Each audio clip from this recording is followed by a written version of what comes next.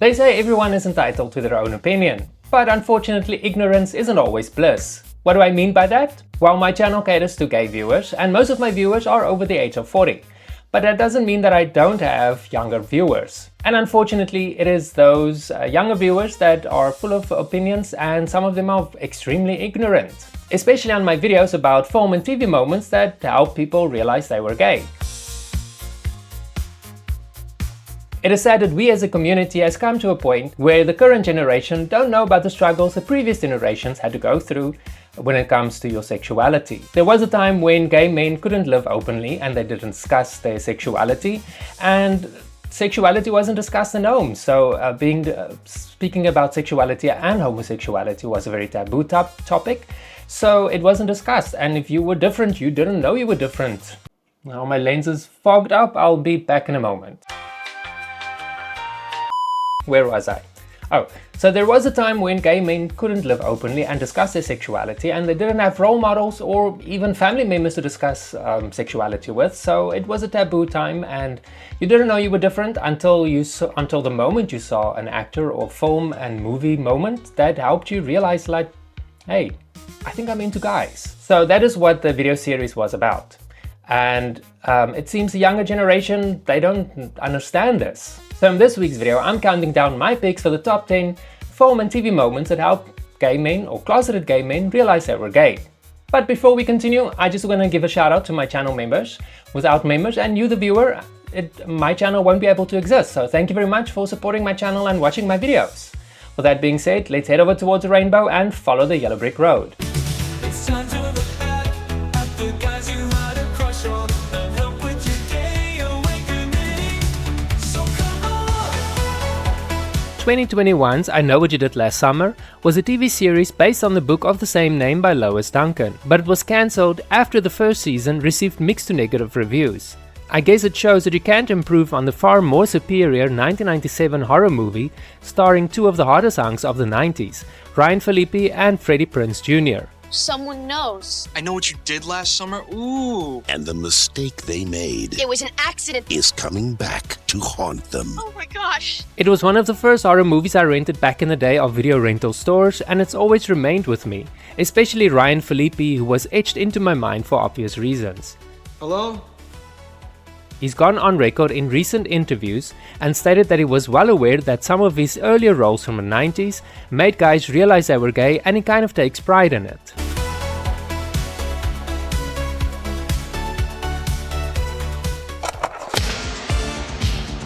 Just picture it. It's 1985, you're sitting cross-legged in front of the TV, pretending to care about space pods and senior citizens swimming in alien water. But then he walks on screen. Guttenberg gave us something else entirely, a walking thirst trap. As boat captain Jack Bonner, he's sweaty, salty and almost always dressed like a lifeguard who just rolled out of a Tom of Finland sketch. And that very short swimming trunks, they deserve their own IMDb page. And it wasn't just the shorts, it was a whole vibe. Steve had that approachable kind of hotness. Not intimidating, not too polished. He looked like the kind of guy you could have had a crush on at summer camp.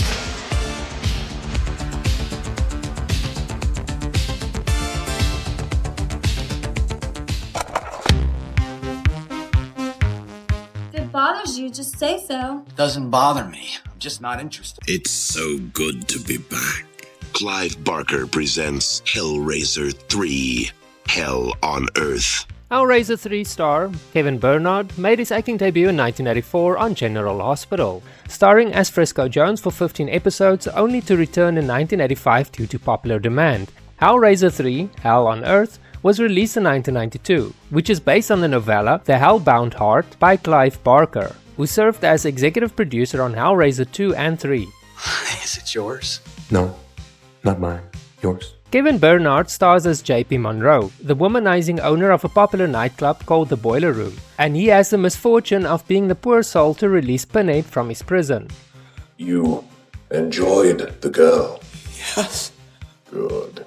Critics say Pinhead is more ambitious and more dangerous than ever in this movie, and there is never a dull moment in Hellraiser 3. And it's easy to see why this movie was such a standout hit. Did you ever watch this movie? Did you watch it for Pinhead or for Kevin Bernhardt? Let me know in the comments. Can we talk sensibly?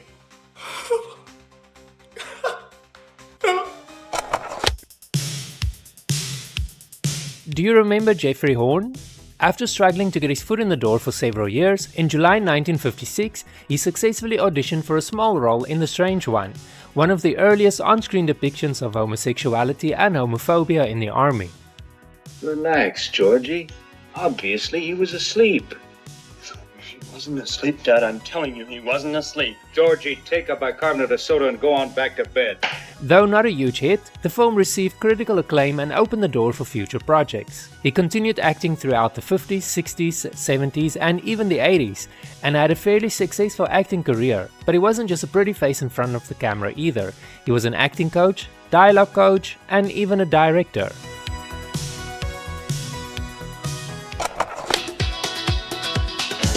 Believe it or not, this muscular actor began his career as a ballet dancer in Australia before becoming a model. He was discovered by renowned photographer Vladimir Bliok in 1973 while touring Europe with the Australian Ballet, and decided to leave the ballet world behind to pursue modeling.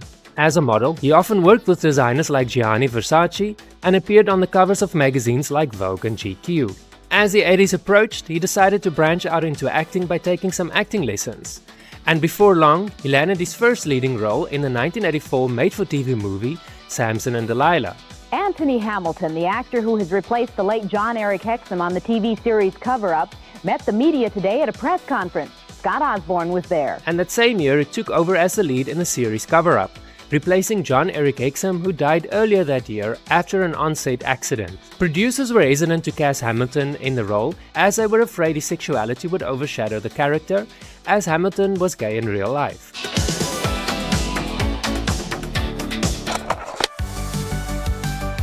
Next time I might not be around. I've got some Cokes if you want to hang out.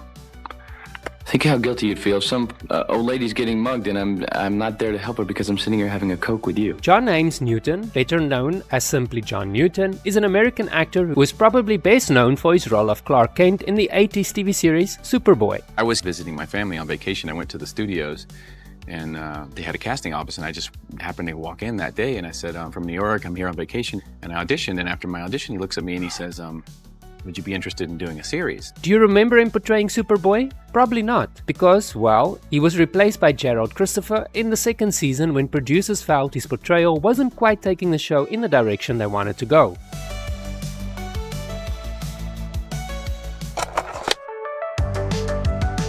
What kind of contest?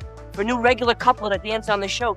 Hey Drew, I told you I won't dance. The 80s was a decade filled with actors who came and went like a shooting star, and one of them was Leigh Montgomery. Making this video proved quite difficult, as finding information about this actor online isn't easy, as he's been living a reclusive life since the late 80s. He appeared in several guest spots on several dozen television programs throughout his teens and into his early 20s, including Chips, Family Ties, and Dallas. In 1985, he took on his most famous role in the movie Girls Just Wanna Have Fun opposite Sarah Jessica Parker. Drew, when are you gonna get rid of this thing? That's your problem, man. You don't understand that this car makes a statement. His portrayal of the handsome Jeff was the first time many viewers actually started taking note of this actor, as he was definitely one of the few highlights in a movie that received mixed reviews upon release. Don't be embarrassed, son. Just don't read Playboy right before you go to bed. For a while, it looked like Montgomery was the next Hollywood heartthrob, but he showed less and less interest in acting, making only 2 more movies before disappearing from the spotlight for nearly 20 years, before finally making a surprise appearance at Monster Mania Con in 2016.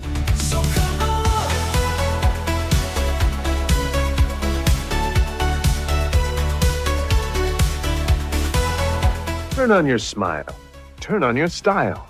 This is California. Let's test your memory a bit and see if you can recall Leigh McCloskey. You remember Mitch Cooper from Dallas. Although his acting career spans from 1975 to 2013, most people remember him from his days on Dallas, where he portrayed Mitch for 46 episodes between 1980 and 1988.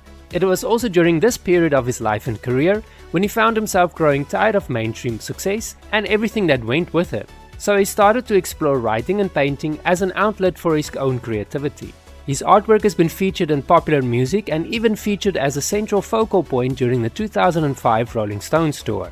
He scaled back on his acting but still continued to appear in many noteworthy TV shows, including The Love Boat, Buck Rogers in the 25th Century, Jake and the Fat Man, and even starred in Santa Barbara for 248 episodes. Oddly enough, despite this being his biggest stint on TV, most people remember him from Dallas, despite the role being significantly smaller. I knew coming here was a mistake.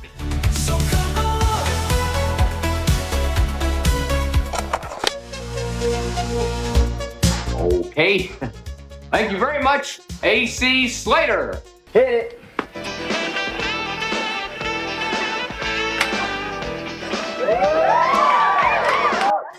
Mario Lopez is no stranger to this channel. I mean, come on, he's Mario Lopez. Everyone basically knows who he is, but if you've been living under a rock somehow, here's his story in a nutshell. Lopez grew up in California and was discovered by a talent scout when he was only 10 years old, working in commercials before making the switch to TV. One of his earliest roles was a boy named Mario on a 1987 episode of The Golden Girls. Oh, I'm sorry, I forgot all about your tutoring session. It's okay, we were just finishing. Hi, Blanche. You look pretty.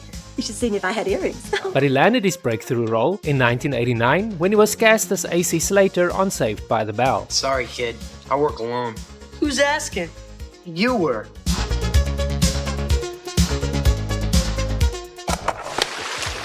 Let's go! Let's go!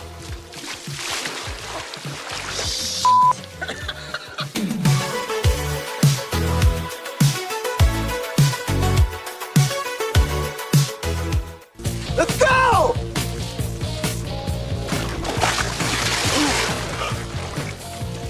The Raft is one of 3 stories and, in my opinion, is the strongest story of the film. You can basically say it's a compressed teen horror movie with all the hallmarks of the genre. A remote location, character stereotypes and a mindless antagonist that picks them off one by one.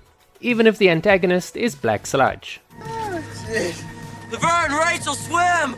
Come on! Daniel Beer might have been my personal favorite in the segment, but sadly his career consisted mostly of guest appearances in the years that followed. With his striking resemblance to the late Christopher Reeve, Paul Satterfield's acting career showed a bit more promise, making a name for himself in TV soap operas like General Hospital, The Bold and the Beautiful and One Life to Live. I mean, what is it? I don't know. Creepshow 2 currently holds a 29% approval rating on Rotten Tomatoes, and although it is extremely low, many reviewers and critics agree that The Raft is the best segment of the movie and should have rather been made into a standalone movie. Have you seen my video about the sexiest male underwear campaigns? If not, click on the link that will be appearing on your screen in a moment. Thank you very much for watching this video. It really means a lot to me that you spend time with me on a Saturday to watch my videos. So if you enjoyed this video, give me a thumbs up and a subscription. It really means a lot to me if you subscribe. Over 70% of my viewers aren't subscribed yet, so what are you waiting for? It is the easiest way to know whenever I post new content, which is basically every day. So once again, thank you very much and I'll see you tomorrow for the next video.